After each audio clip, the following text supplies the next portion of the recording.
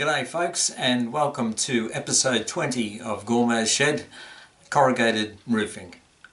And we'll look into a method I've discovered through research on the internet for making corrugated roofing.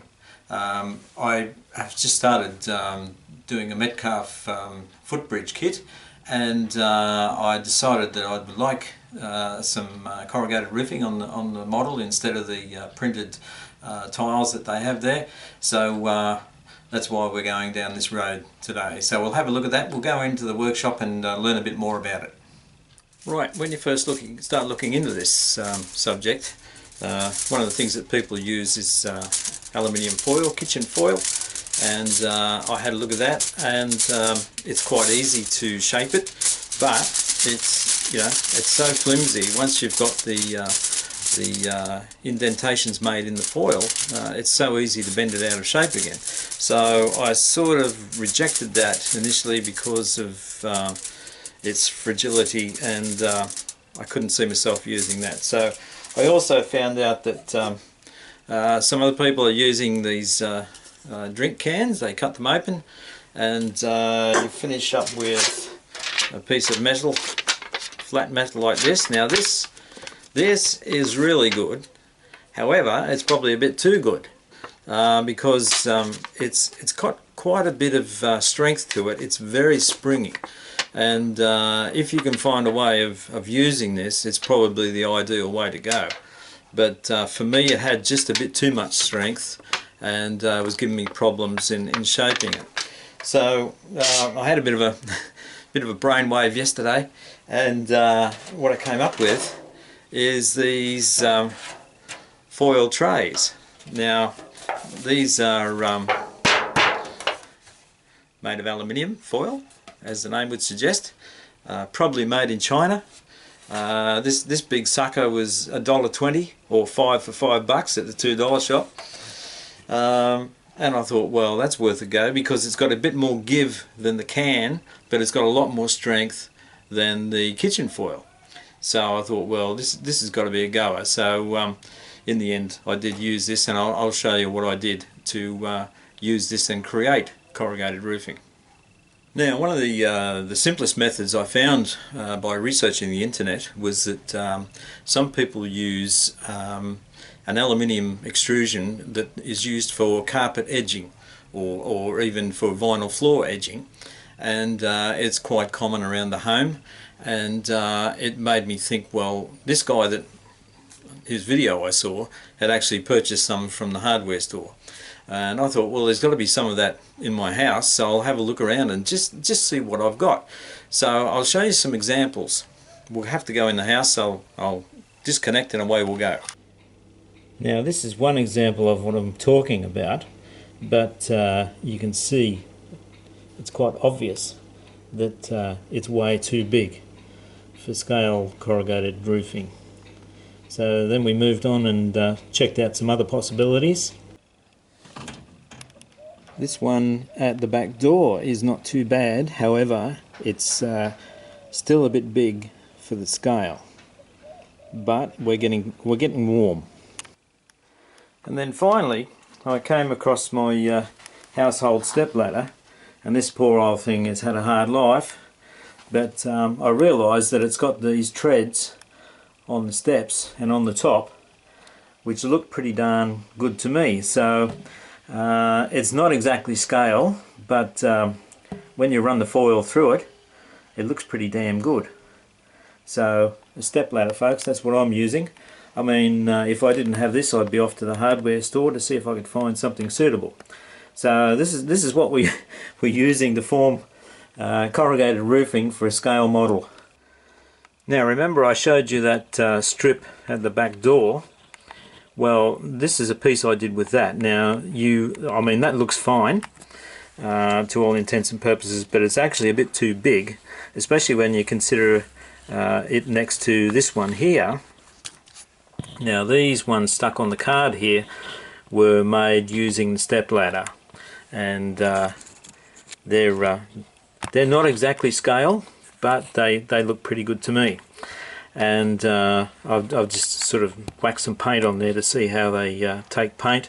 And also it was just a bit of test gluing on there. I tried some PVA on the right hand one and super glue on the left, and I've gone with super glue in the end because the PVA didn't really hold the sheet down. They don't sit perfectly flat, and I'll go through that in a while.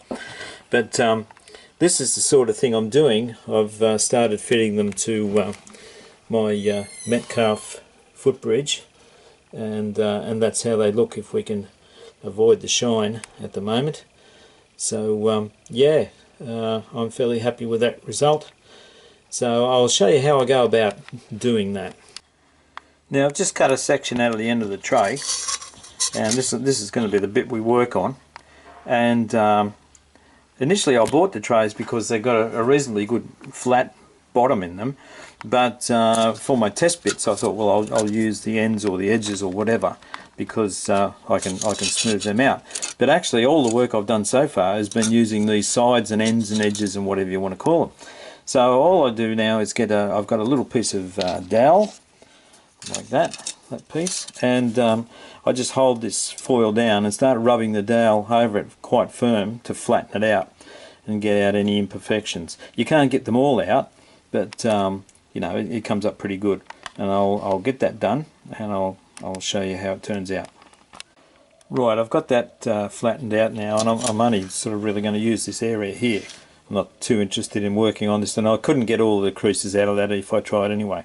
So the aluminium that I'm using, the extrusion, the strip is only about 30 millimeters wide, so this is more than enough to run across that. And what I'll have to do really is, the best way is to square this up, so cut it so it hasn't got all these ragged edges. Square it up really before you start working on it, and then you don't have to worry about manipulating it too much once it's all set to go. So I'll square that up, and then we'll get ready to start shaping it. Now the tool I'm going to use to form the aluminium sheet is simply a nail. It did have a good point on it, and I've just dulled the point so it's a rounded point, so it won't actually break through the foil. So that's all it is. No expense spared in this.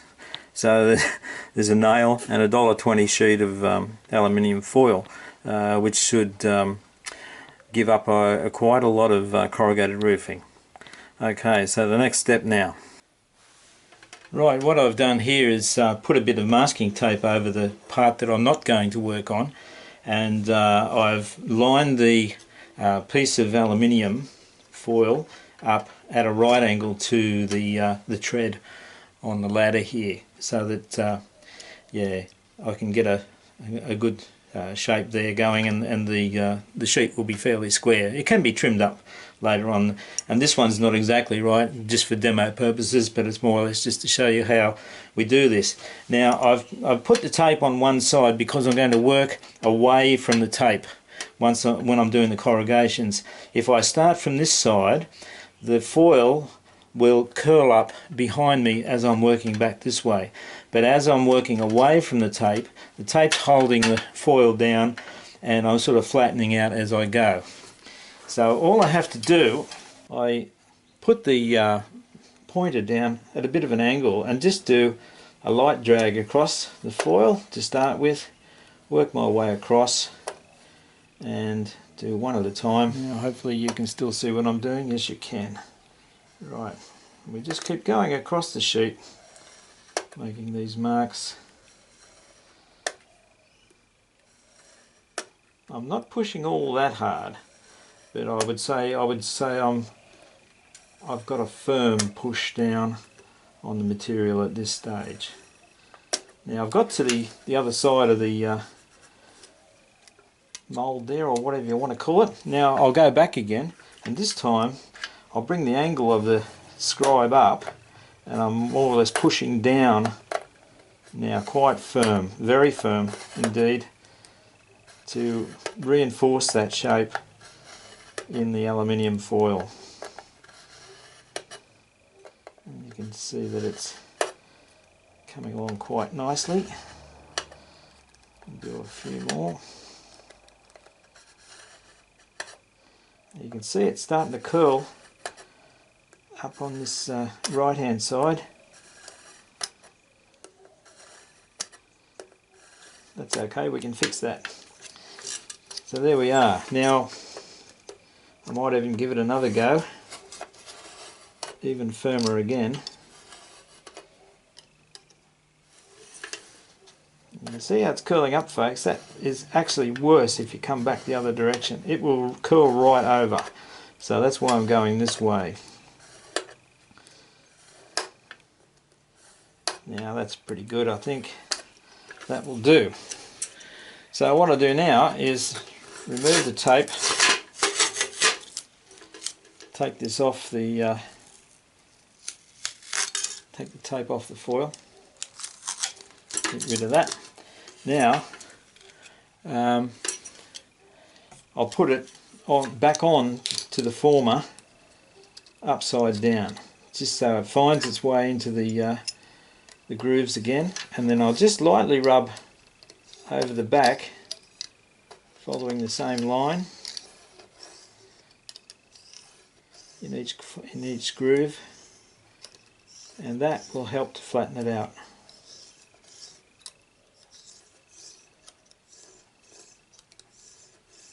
Of course, you've probably got to do a bit of work later on with your fingers as well, but that's flattened it out a bit. So there we are. Now we'll move over to the cutting mat so we can see it a bit better. Right, here it is. Now I'll clean this up with a pair of scissors. I'll cut along the length of the corrugations to form a sheet, and I like to do it so that I've got, if this was our top surface, I would like to have it so the strips on the edge are actually folding over and down instead of curling up. I think that looks better when you fit it onto a roof. So I'll get the scissors onto it and trim that down, and then I'll show you what that looks like. Right, now that's trimmed up, but you can see that it's not sitting flat. So I'll just work that between my fingers to ease that into a flat sort of shape. You've got to be very gentle with it, but it's sort of about 70% there, and once I've manipulated it a little bit more, it'll be ready. Okay, that's about as good as I can get it, and you know, it's a bit rough at that end, but you know, one end's going to go under ridge capping anyway. And also, if you trim these to length, you know, you've got probably two options: do it with a knife and a straight edge, or do it with a pair of scissors. And whatever method you use for cutting across the corrugations like that will flatten those corrugations a bit. Not entirely, but it will flatten them. And I'll actually I'll do that, and I'll show you what it looks like. So what I would do is I would pick the worst end visually, which is probably this one, I would say. I'll pick that end and I'll trim that off, and I'll show you what it's like when it's trimmed. I mean, you could quite easily just lay it back down on the mat and just run over it with the scribe again to just sort of reform that end. But if it's going under ridge capping, you know, there's probably a good couple of mils is going under the ridge capping, so you're not going to see it anyway. But I'll trim that off and I'll show you what it looks like anyway. Right, you can see that the trimming's actually twisted the sheet a bit again. I mean, that's the good end, so-called good end, and this is the bit that was just trimmed. See how it's flattened out? So, as I say, that only sort of extends a little way into the sheet. It's literally the very end, and if that's going under ridge capping, it doesn't matter. So there you go. That's how it's done. It's simple as that. And you know, the length and size is up to you. If you want to go for scale sheets, I mean, you're looking at they're about 3 foot wide, so what's that, 12 mils by 8 foot long, which is 24 mils, sorry, 32 mils. So that's kind of small if you're doing a model, but you know, that's entirely up to you. I go for bigger ones myself because I just don't want to do that many joins. Well, there you are, folks. It's as simple as that. So, you know, there's a little corrugated sheet. I wonder how many of those I'll get out of this thing. For $1.20. And a bit of work, of course, but there you go. So, as I said earlier, they're not exactly to scale, but I think that looks alright. So, there you are. Okay, you take it easy and I'll see you next time. Cheers, Gormo.